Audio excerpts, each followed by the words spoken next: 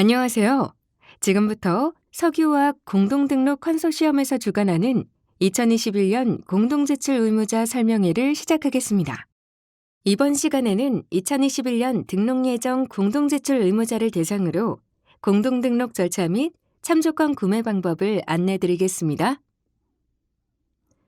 안내에 앞서 석유화학 공동등록 컨소시엄은 2015년 7월에 발족되어 종전 등록 대상 기존 화학물질부터 현재 기존 화학물질에 이르기까지 화학물질의 등록 및 평가 등에 관한 법률, 즉 화학물질 등록평가법에 따른 화학물질의 등록을 원활히 이행하기 위하여 노력하고 있습니다. 석유화학 공동등록 컨소시엄에서 한국석유화학협회는 컨소시엄 사무국의 역할을 수행하고 있으며 한국화학융합시험연구원, TO21, 캠토피아, 남앤드남 인터내셔널은 컨설팅 기관의 역할을 수행하고 있습니다. 공동등록 절차 및 참조권 구매 방법 안내에 대한 설명은 다음과 같이 용어 설명, 공동등록 절차, 참조권 구매 안내 순으로 진행됩니다. 첫 번째 목차인 용어에 대한 설명을 드리겠습니다. 협의체란 기존 화학물질의 등록을 위하여 필요한 사항을 공동으로 준비하는 조직체를 의미합니다. 협의체에 가입한 구성원은 참여 형태에 따라 대표자, 규약 당사자, 규약 당사자가 아닌 공동제출 의무자로 구분할 수 있으며 여기서 대표자란 기존 화학물질을 공동 등록하기 위한 활동에서 협의체를 대표하는 자를 의미하고 규약 당사자란 기존 화학물질을 공동 등록하기 위한 활동에서 대표자와 함께 협의 및 의사결정 등을 적극적으로 하는 자를 의미합니다. 그리고 규약 당사자가 아닌 공동제출 의무자는 기존 화학물질을 공동 등록하기 위한 활동에서 기 결정된 사항에 따른 참조권을 구매하여 등록을 진행하는 자를 의미하며 공동제출 의무자 또는 후발 등록자라고 달리 표현할 수도 있습니다. 화학물질의 등록에 앞서 기존 화학물질을 연간 1톤 이상으로 제조 또는 수입하려는 자는 기존 화학물질의 신고를 이행해야 하며 신고가 완료된 이후에 협의체 가입이 가능합니다. 기존 화학물질의 신고를 통해 연간 1000톤 이상의 기존 화학물질 또는 연간 1톤 이상의 암, 돌연 변이, 생식 능력 이상을 일으키거나 일으킬 우려가 있는 기존 화학물질을 제조 또는 수입하려는 자는 2021년 12월 31일까지 또한 연간 100톤 이상의 기존 화학물질을 제조 또는 수입하려는 자는 2024년 12월 31일까지 그리고 연간 10톤 이상의 기존 화학물질을 제조 또는 수입하려는 자는 2027년 12월 31일까지 마지막으로 연간 1톤 이상의 기존 화학물질을 제조 또는 수입하려는 자는 2030년 12월 31일까지 등록 유예기간을 부여받을 수 있습니다. 첫 번째 목차인 용어 설명에 이어 두 번째 목차인 공동등록 절차에 대하여 설명을 드리겠습니다. 우선 대표자는 협의체 최대 톤수 범위의 등록 신청 자료를 준비하고 본인의 등록 톤수 범위에 따른 등록 신청서를 제출할 때 공동으로 준비한 등록 신청 자료를 함께 제출합니다. 협의체 구성원인 규약 당사자와 규약 당사자가 아닌 공동제출 의무자는 통상적으로 대표자가 등록 통지서를 수령한 이후 본인의 등록 톤수 범위에 따른 등록 신청서를 제출합니다. 공동으로 제출한 등록 신청 자료에 대한 국립환경과학원의 보완 사항은 대표자가 협의체를 대표하여 대응하고 협의체 구성원이 제출한 등록 신청서에 대한 국립환경과학원의 보완 사항은 각자가 대응합니다.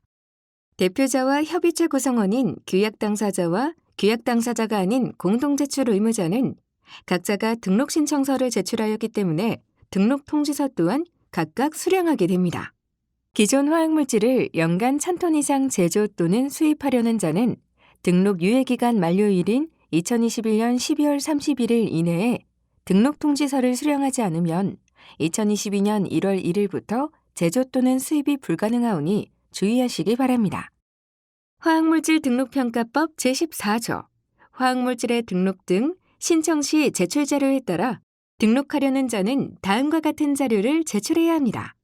이 중 제조, 수입하려는 자의 명칭, 소재지 및 대표자, 화학물질의 명칭, 분자식, 구조식 등 화학물질의 식별 정보, 화학물질의 용도, 그 밖에 환경부량으로 정하는 자료는 협의체 구성원 각자가 직접 제출해야 하는 자료이고, 화학물질의 분류 및 표시, 화학물질의 물리적, 화학적 특성, 화학물질의 유해성은 대표자가 협의체의 최대 톤수 범위로 협의체를 대표하여 공동으로 제출해야 하는 자료입니다.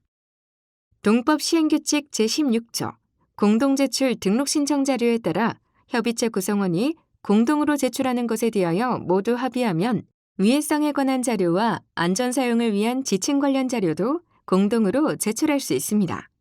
협의체 구성원 중 기존 화학물질을 연간 10톤 이상으로 제조 또는 수입하려는 자는 화학물질 등록평가법 제14조 제1항 제7호에 따라 위해성에 관한 자료를 작성하여 등록신청 자료로 제출해야 합니다. 이를 위하여 기존 화학물질을 연간 10톤 이상으로 제조 또는 수입하려는 협의체 구성원은 노출 평가를 위한 용도 정보를 컨설팅 기관에 제공해야 하며, 상세한 내용은 2020년 석화협 용도조사 설명회 자료를 참고하시기 바랍니다. 협의체 구성원의 등록통지서 수령 이후 국립환경과학원은 등록된 기존 화학물질에 대하여 화학물질 등록평가법 제18조에 따라 유해성 심사 및 동법 제24조에 따라 위해성 평가를 실시하며, 이 과정 중 등록한 자에게 필요한 경우 유해성 심사 및 위해성 평가에 필요한 자료를 추가로 요청할 수 있습니다. 이때 요청한 자료에 대하여 추가 비용이 발생하는 경우 해당 추가 자료의 제출이 요구되는 모든 협의체 구성원은 필요한 비용을 모두 분담해야 합니다. 한국화학융합시험연구원, TO21, 캠토피아, 남앤드남 인터내셔널이 담당하는 화학물질에 대해 안내드리겠습니다. 석유화학 공동등록 컨소시엄 대상물질은 총 115종으로 이 중 한국화학융합시험연구원은 35종의 기존 화학물질을 담당하고 있습니다. 카스번호 10110-14-5부터 68476-26-6까지 한국화학융합시험연구원이 담당하고 있는 18종에 대한 기존 화학물질 목록을 다음과 같이 확인할 수 있습니다.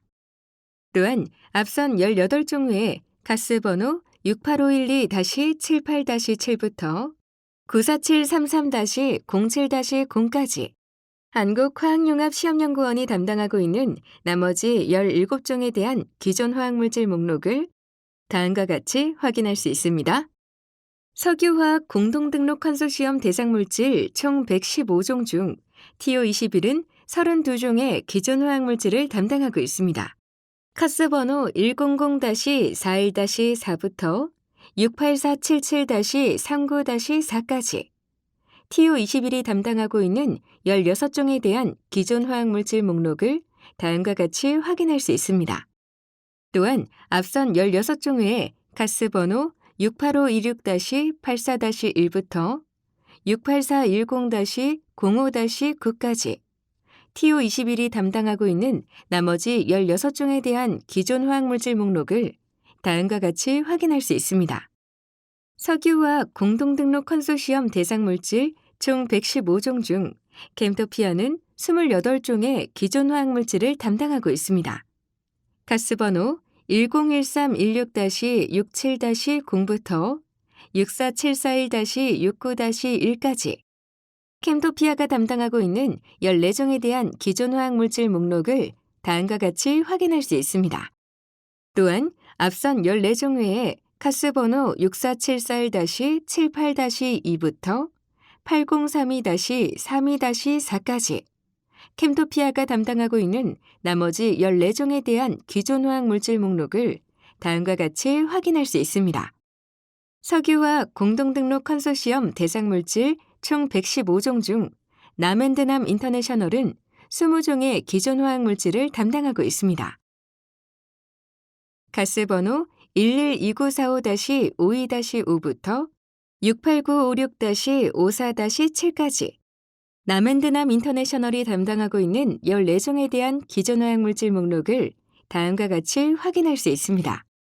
또한 앞선 14종 외에 카스번호 6896-55-8부터 8052-41-3까지 남앤드남 인터내셔널이 담당하고 있는 나머지 6종에 대한 기존 화학물질 목록을 다음과 같이 확인할 수 있습니다.